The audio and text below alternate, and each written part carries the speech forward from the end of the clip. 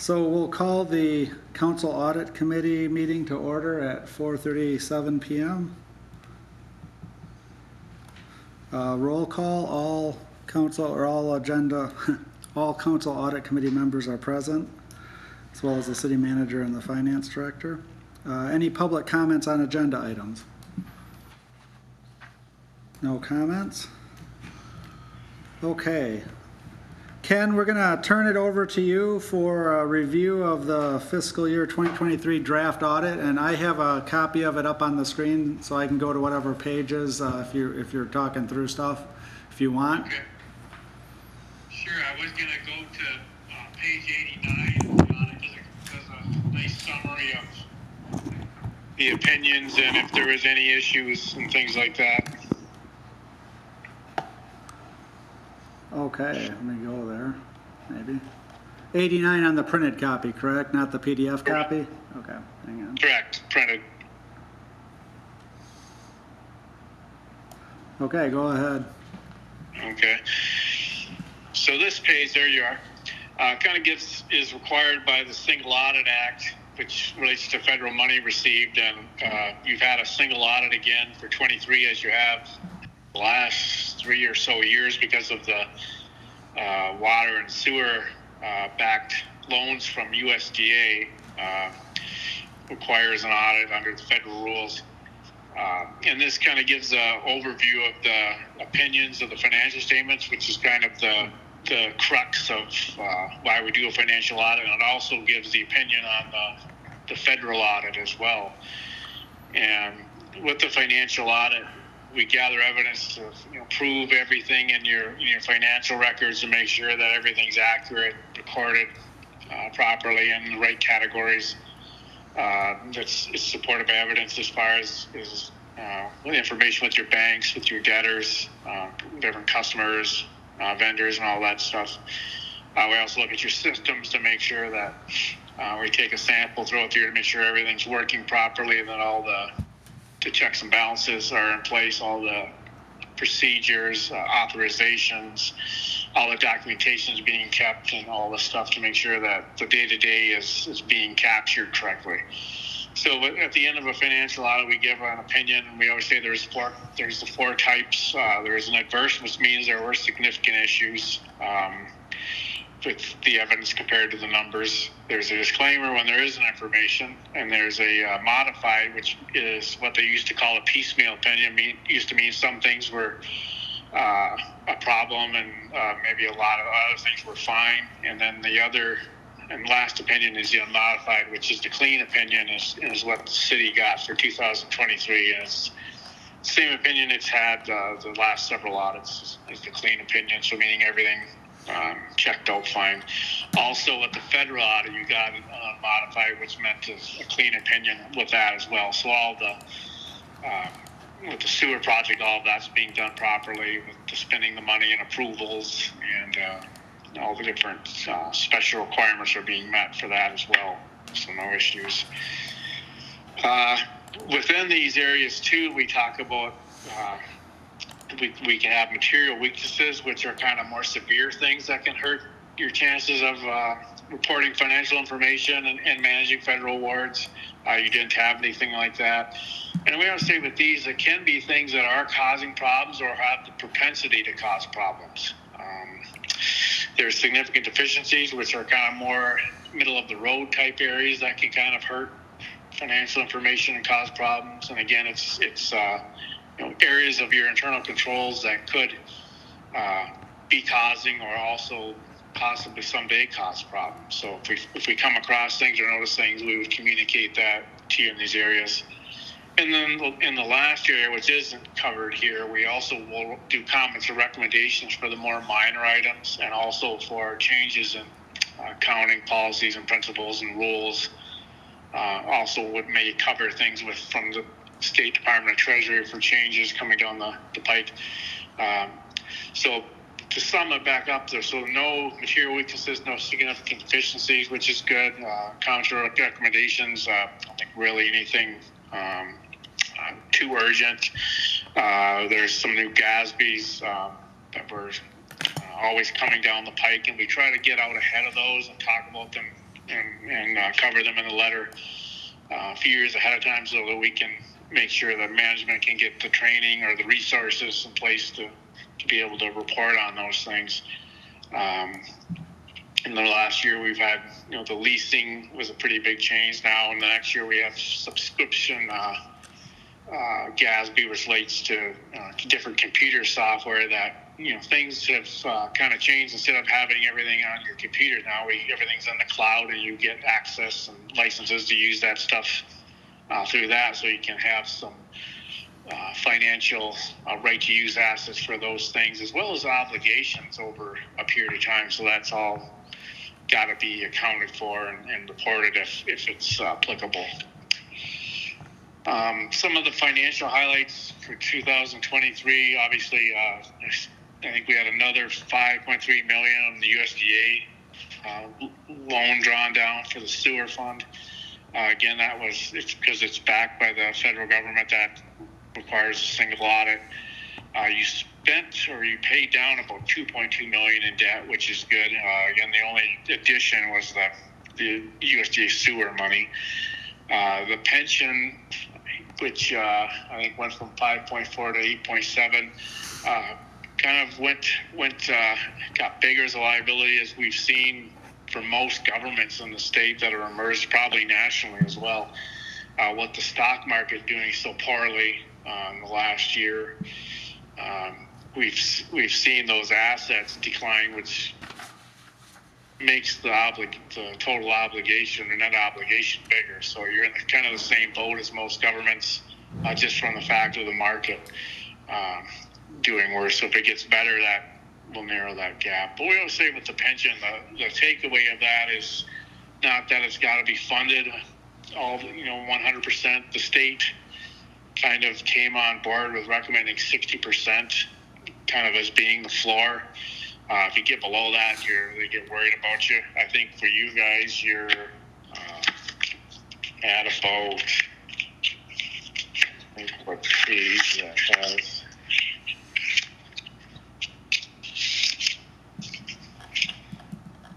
Page 66, I think, kind of shows the MERS over the last 9 years. And I think you're at about, even with that big decrease, you're 65% funded for the 22 actuarial, so you're still above that spot of 60 that the state gets concerned about. Interesting, we've seen a few clients in the distressed areas. I think in Newberry and Luce County, the road commission, they got some of the money from the governor for the underfunded pension obligations, but I think that was for more maybe needy governments to be able to get that. But at least nice finally seeing the government, other bigger governments help out with some of these long-term obligations in that area. I think as far as like the revenues and expenditures, a lot of things stayed pretty close to normal on the this year compared to other years. Nothing really too big jumping out. I say with your systems, as well as being able to get information and agree to the records, everything looked pretty solid. We're not having a lot of what we call material adjustments, where you come in and you say, well, we've got to fix this and that. Everything's usually pretty right on the money right off the get-go. So it's nice, I think, for you guys to know that you're working off reliable information at any point in time, which is I think huge for any government to make sure that they have the most current and accurate information. So that's a good thing for the city. Any questions or concerns or thoughts so far? Probably just a general question from me. This is Linda Beaton. When you look at our expenditures over the past few years, and you've been doing this a long time, this is just a general question. Do you feel like we're spending our money in the right places? I always wonder if we've got the right balance. Although I do trust our staff here at City Council, I just want to know how sustainable our spending is and if we're really headed in the right direction. It's kind of a general question, I know, but Right. I mean, people are still complaining about the same things that I've been complaining about, which is the reason I got on city council to begin with, was streets. So, Right. and I don't know how to fix that. We're not keeping up with what needs to happen with the repairs of the streets. Right. Yeah, it's like you try to hopefully be able to have something to gauge the public's desires as far as how they want the money spent. And obviously streets is a big thing everybody deals with, and it's also a very expensive expenditure to keep up and fix. Inflation has been, made it very hard the last few years for governments to keep pace. At least for that, I think, what do they say? It's around 3.5% now. So that's come back down, but maybe some of the damage from it is still out there. But I think this year you still are staying within your means. Something the state looks at and we look at is if there's any budgeted over expenditures, which means you actually spent more than you budgeted. You didn't have any of those overages, so it means you're staying within your means and your plan. So that's a good thing. So it's everything's a year to year kind of snapshot, and I'd say this year again, it's you're holding your own and I think staying in the black and all the fun. So that's you're kind of staying in line with I think how you would like to be. But it's a constant process. So I'd say that it's Well, it doesn't. Changes. In my opinion, and apparently in other people's opinions, it just doesn't look like we're making enough progress. So yeah, and I appreciate all that you've said about how well our finances are being managed, but at some point we really have to take a harder look at how we can help people on bad streets. So, and I don't know whether that would be broadening the program so that we had, an assessment for a certain street, if the homeowners could get together and agree to that, so that they could pay a portion of it. It might not be popular, but it may be the only way we can go, because honestly, I don't see how, at this snail's pace that we're going, that we're going to be able to really please the public. And the people that live here are the ones that pay the taxes, and they utilize our services, and I do feel a very strong obligation toward the people. So I don't know how to shift money around to do that, but I think we need to start talking about some more alternatives. Yeah.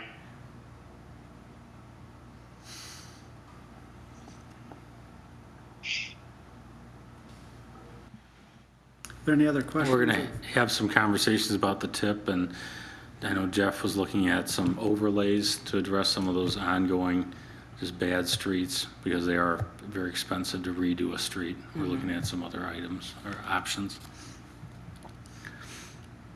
Any other questions for Ken on the audit, draft audit? If not, then we'll move on to the council audit committee is required to report to city council on their activities each year. We're planning on having the audit presented at the first meeting in November.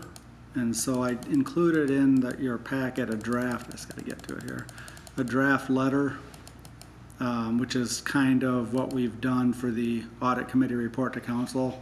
Did anybody have any questions on that, or do they want any changes on that letter? I can maximize it on the screen here.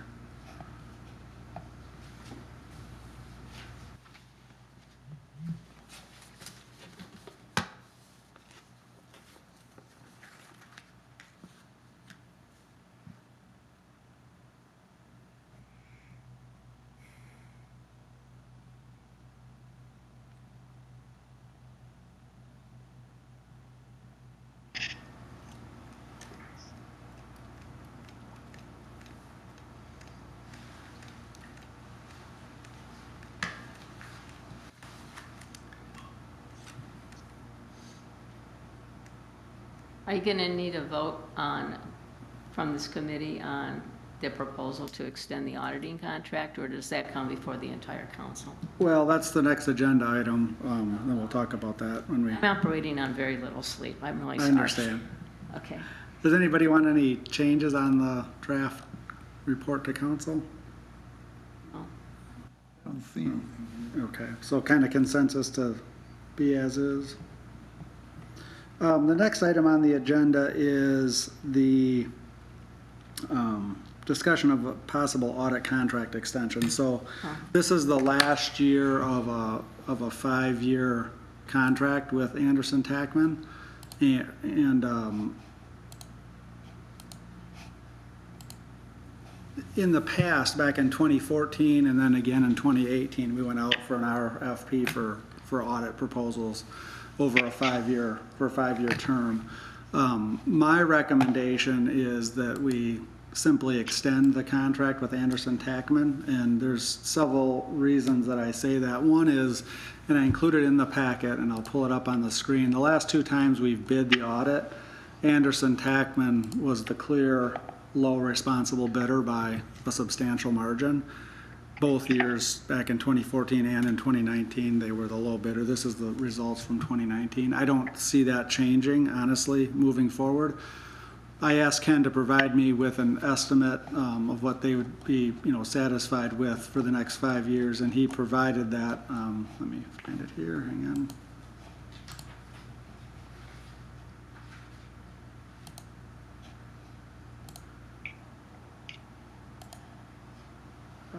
Here it is. So currently, we're paying, I believe, $10,500. That's the last year of their contract right here. And so in the previous contract, they bumped it up $500 each year, and they've pretty much done the same here for the base audit.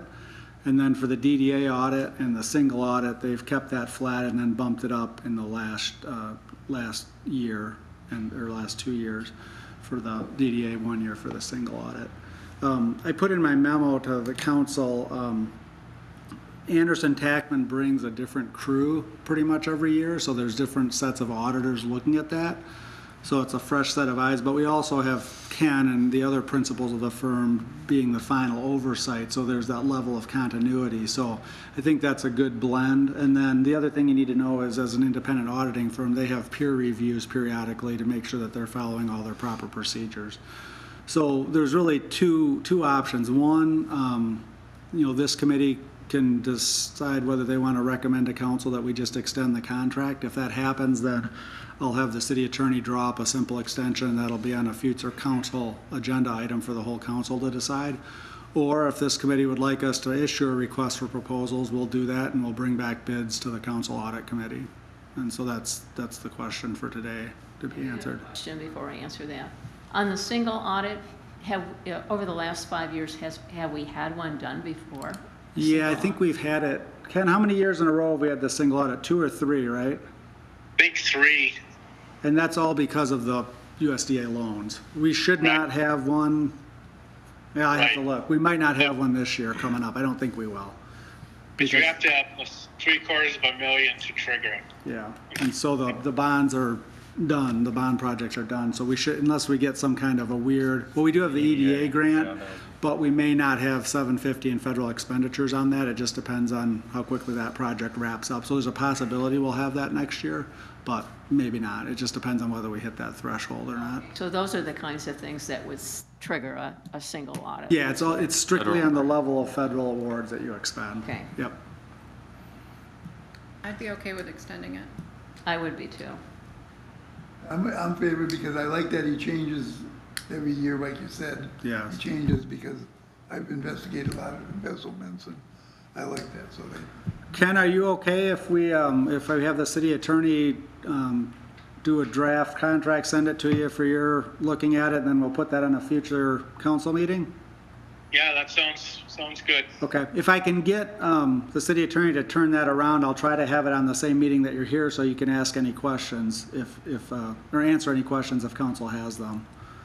Sure. Yeah. So I gave him a heads up, so hopefully it shouldn't take him long to do that. So. Okay. Okay. So I don't have any other items on the agenda. Are there any other questions for Ken at all? no, that's. Okay. Any public comments? No public comments? Okay, take a motion to adjourn. Motion to adjourn. All right.